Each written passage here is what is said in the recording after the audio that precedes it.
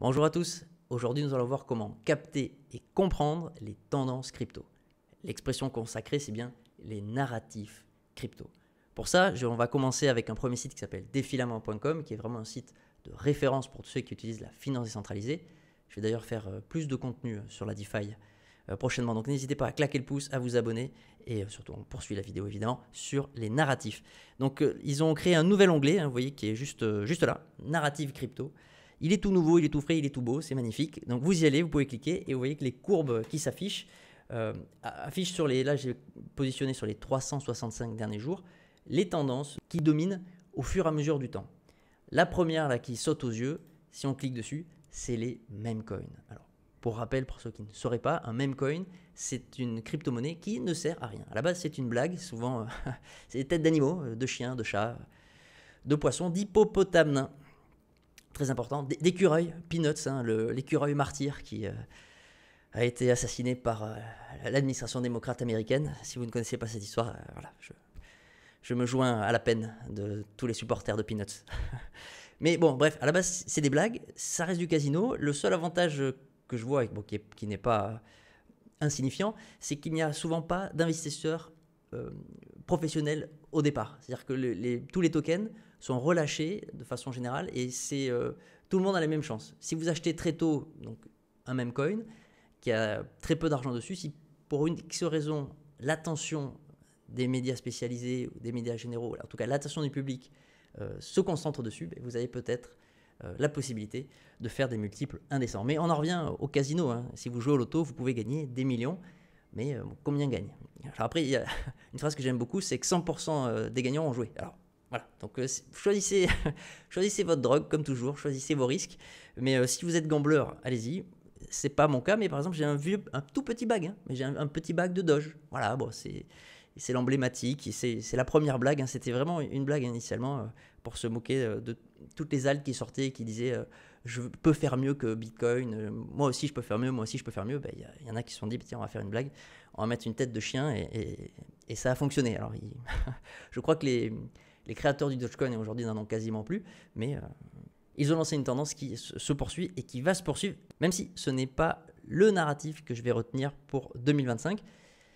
Car oui, on va faire un petit pari ici, on va s'amuser. Je vais parier sur le fait que le narratif qui va ressortir en 2025, vous voyez, c'est la courbe bleue là qui, ces dernières semaines, ces derniers jours, vient de faire un énorme pic. Les Real World Assets. Vous entendrez parler du terme, souvent on en parle de l'acronyme RWA. C'est la fameuse tokenisation des actifs. On prend des actifs, alors, du monde réel, c'est pas du monde réel, mais du monde traditionnel, comme une obligation d'État, une obligation américaine, c'est un contrat de prêt, vous prêtez de l'argent à l'État américain, et en retour, il vous paye des intérêts. Eh bien, ce produit est déjà digital, mais il n'est pas compatible, il ne peut pas circuler sur la technologie blockchain, sur la technologie crypto. Eh bien, c'est ça la tokenisation, c'est de prendre ce type d'actifs et les rendre compatibles au niveau numérique, au niveau digital, aux technologies crypto qui, elles, permettent un échange facile, pas cher. C'est pour ça, j'ai déjà parlé, j'ai mentionné assez souvent que la finance traditionnelle a intérêt à utiliser cette technologie car ça baisse drastiquement leurs coûts, leurs frais de fonctionnement. Pour plein de raisons, mais... Et donc, cette tokenisation, nous en sommes qu'au début. Les plus gros comme BlackRock, j'avais parlé souvent, ont déjà débuté. Et donc, je pense que pour 2025, ça va vraiment être un narratif exceptionnel qui va... Il a déjà fait parler de lui, mais je pense que l'attention va se reconcentrer. Là, on est surtout sur Bitcoin et les meme coins, mais les RWA vont pas tarder à sortir. Et d'ailleurs, alors, j'ai ce site-là, et l'autre site, c'est donc app.artemisanalytics.com. Eux, ils ont essayé de faire un autre classement en fonction de l'utilisation. Alors c'est toujours biaisé, mais ils ont sorti la capitalisation, en gros les montants investis dans les protocoles, et ils se sont dit tiens, on va essayer d'analyser quels sont les protocoles qui sont réellement utilisés et qui génèrent des frais, qui génèrent une réelle activité. Avec cet indice, si on redescend un peu en bas, pareil, j'ai mis sur l'année, vous voyez que celui qui ressort encore en premier est loin devant les meme coins. Les meme coins restent en deuxième, attention, on respecte.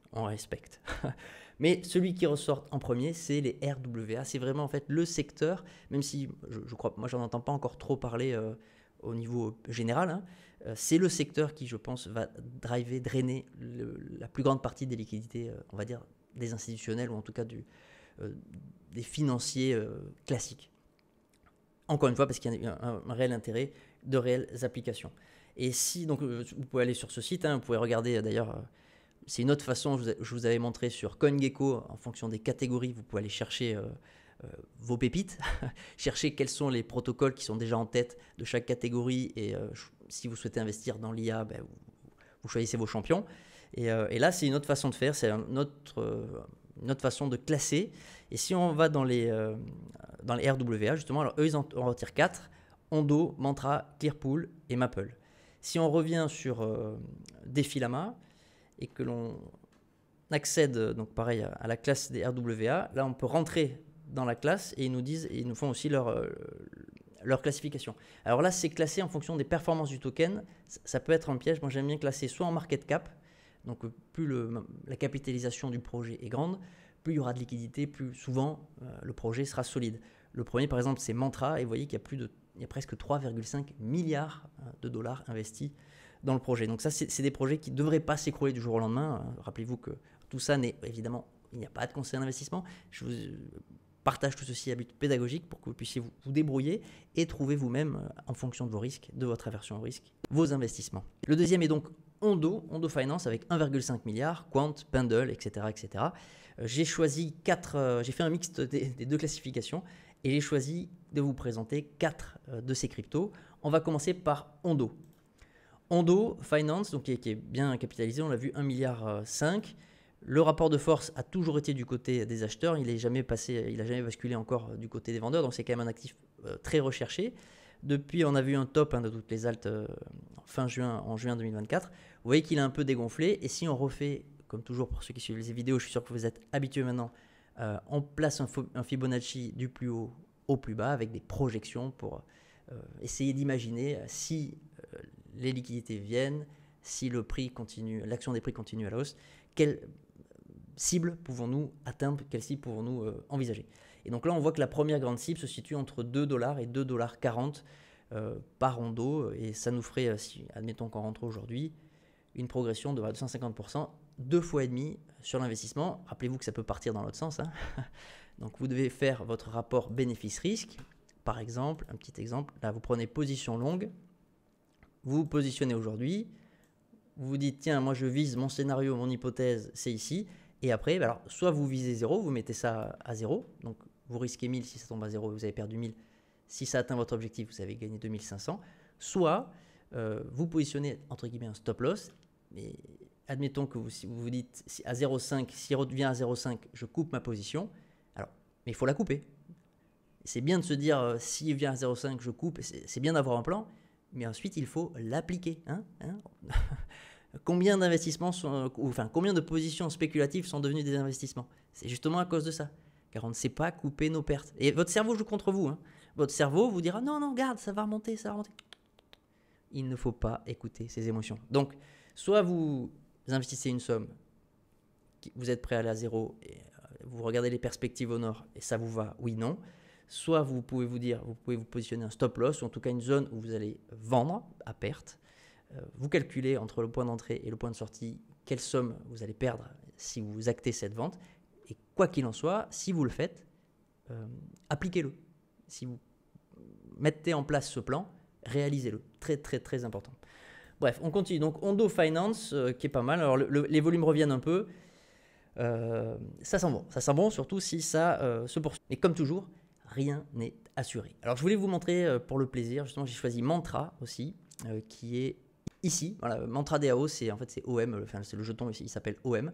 Mais c'est bien Mantra DAO. Et là, je voulais vous montrer quand un actif éclate même toutes les prédictions. Si on repose, je vais le poser avec vous, un Fibonacci, vous voyez, je pars du plus haut, je me mets au plus bas. Vous voyez qu'il a éclaté. Alors, on peut toujours faire des projections plus au nord. Ce petit indicateur, ce paramètre comme tous les autres. Mais déjà entre 3,618 et 4, voilà, pour vous montrer, imaginons la performance, ceux qui ont posé le bottom, ceux qui ont racheté, ils viennent de faire 25 000%. Donc fois 251. C'est raisonnable. Hein. Ouais.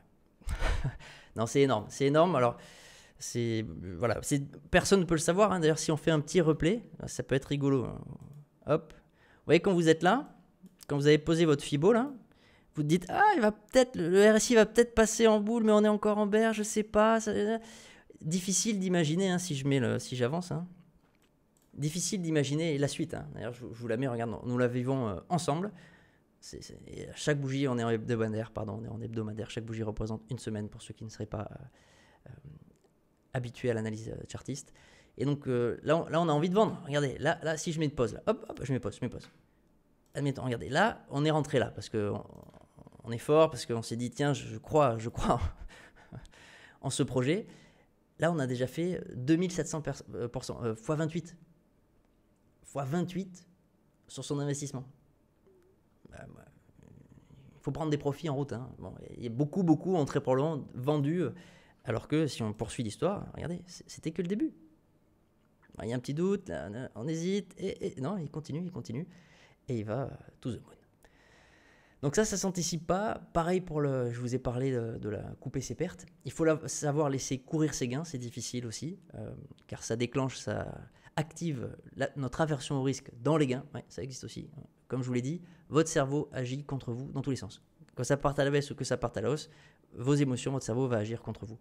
Donc il faut aussi laisser savoir courir ses gains.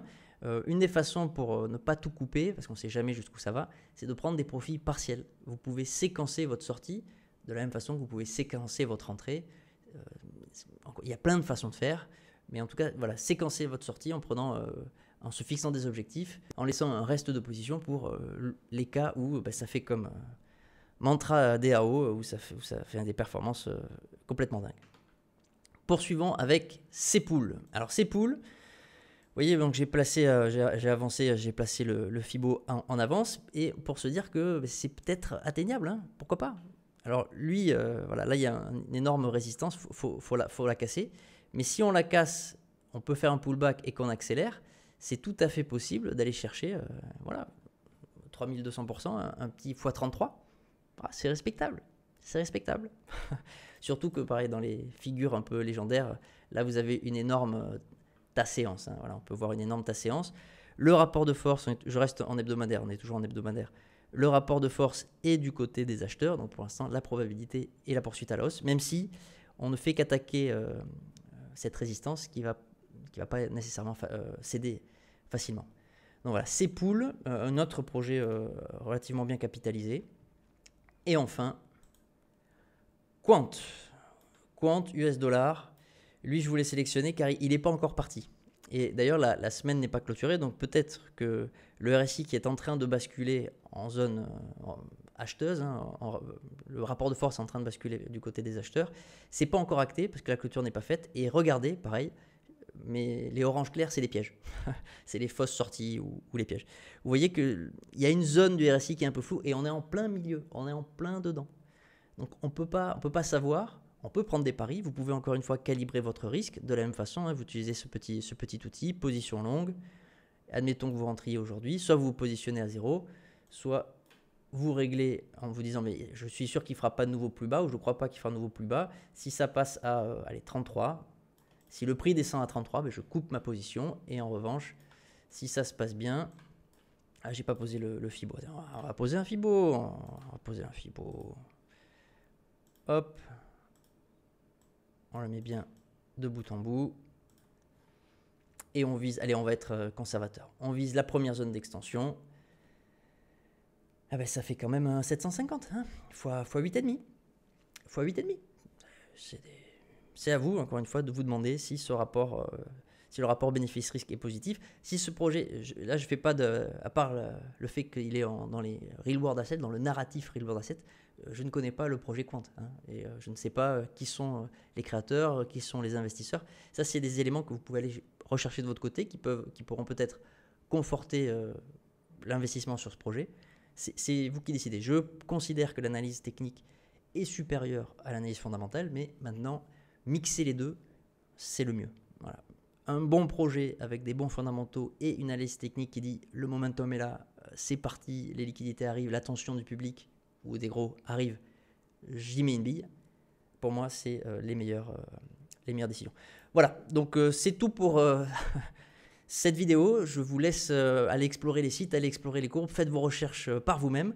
N'appliquez pas bêtement ou n'achetez pas bêtement, s'il vous plaît, les actifs que je vous ai présentés. Tout ça, c'est à but pédagogique. C'est des techniques relativement simples que vous pouvez refaire de votre côté et qui vous aideront, je l'espère, à progresser dans ce marché haussier qui nous attend.